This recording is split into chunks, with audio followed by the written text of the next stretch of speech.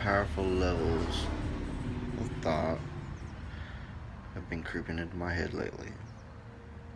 And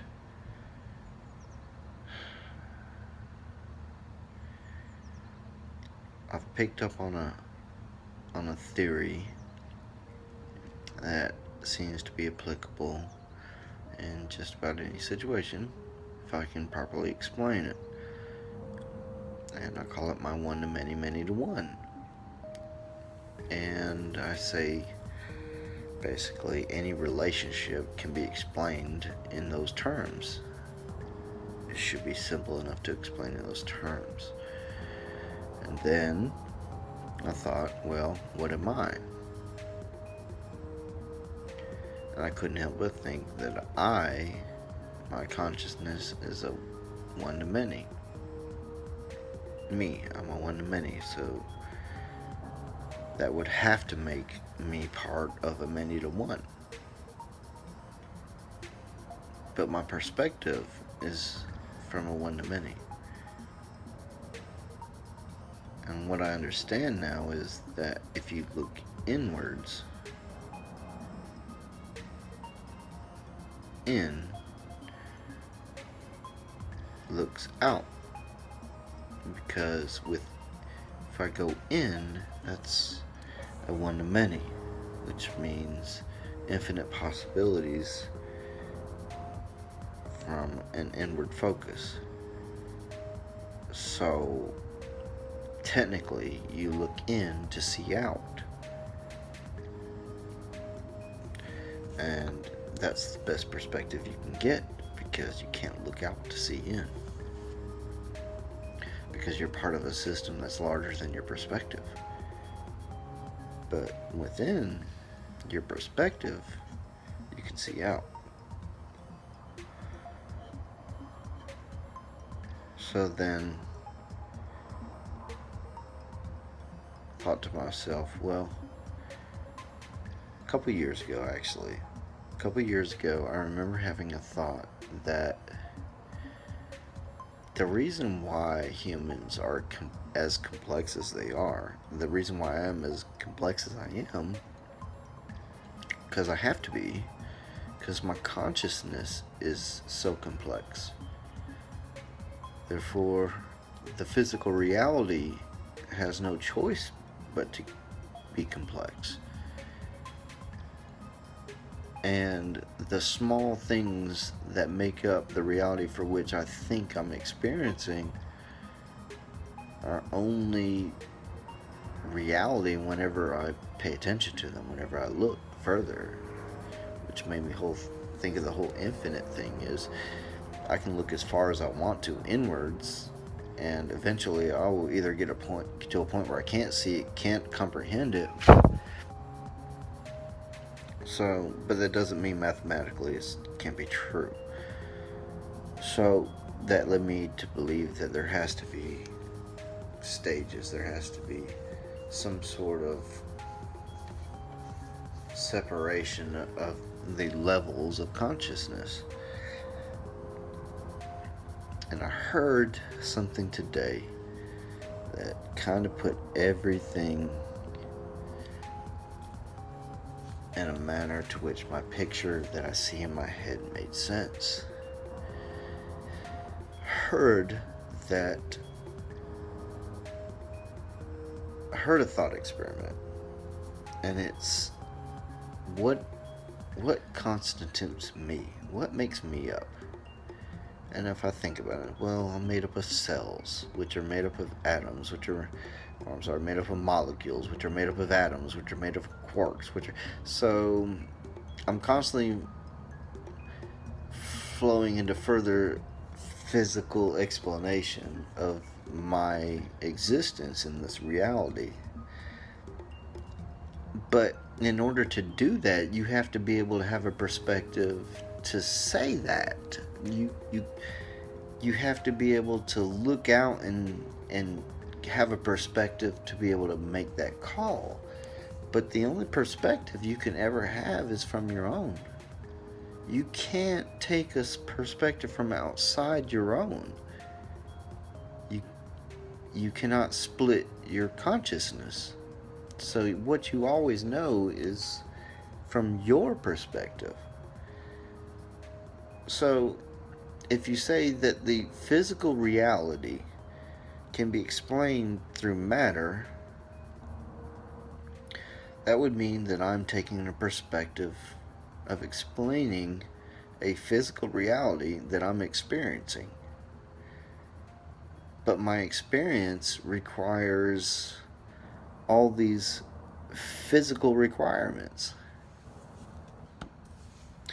So doesn't it make more sense that the physical requirements are it's the information. My consciousness is the tool to which I can apply a construct of the physical reality for which the information exists in a way that my consciousness can comprehend. So that explains the physical, but what about time?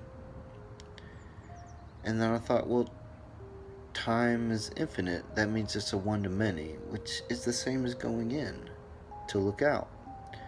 So time is the in, and the physical reality is the out. The physical reality is the past of the experience, which creates the physical.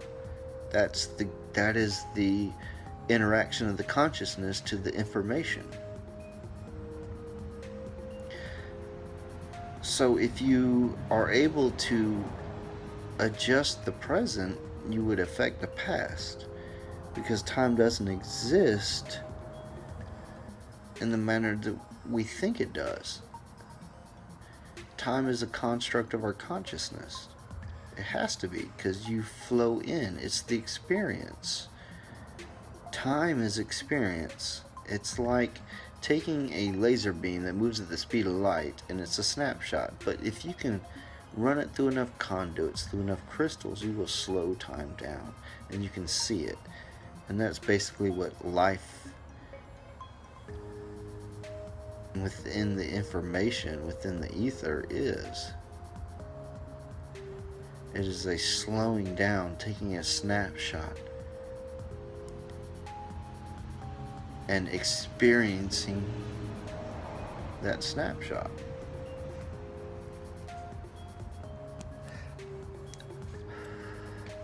So then, if our consciousness creates the reality that we see whenever we observe it, then the interaction of different consciousness is our stake in the sand. It's what we use to judge change from.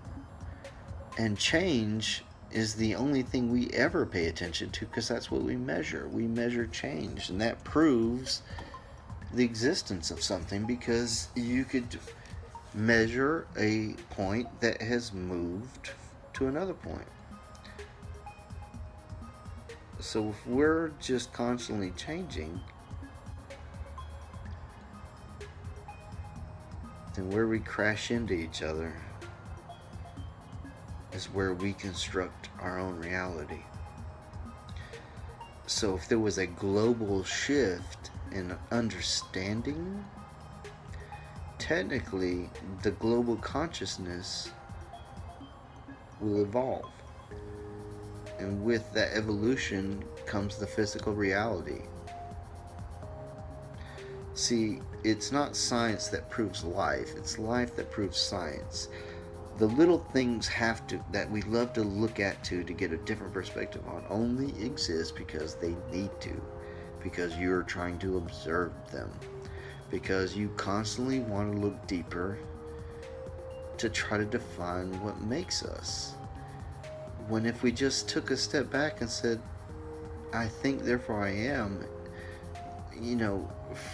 God spoke and everything was created, it all is the same. Our consciousness constructs reality. The interaction of consciousness are the relationships.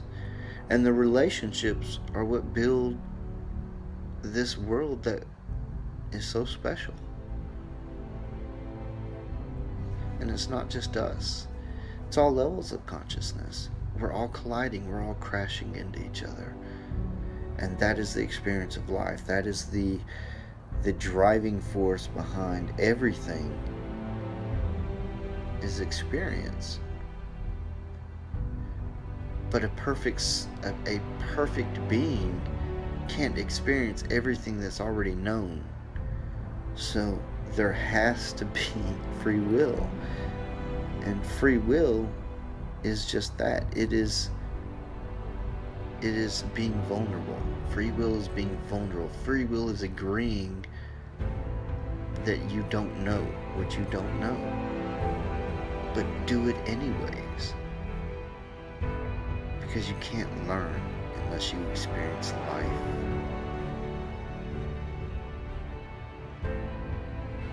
Life is infinite, but it doesn't go on forever because it doesn't need to.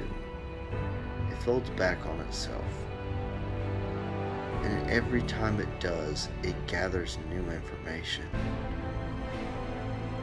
Consciousness grows. That is the driving force behind everything.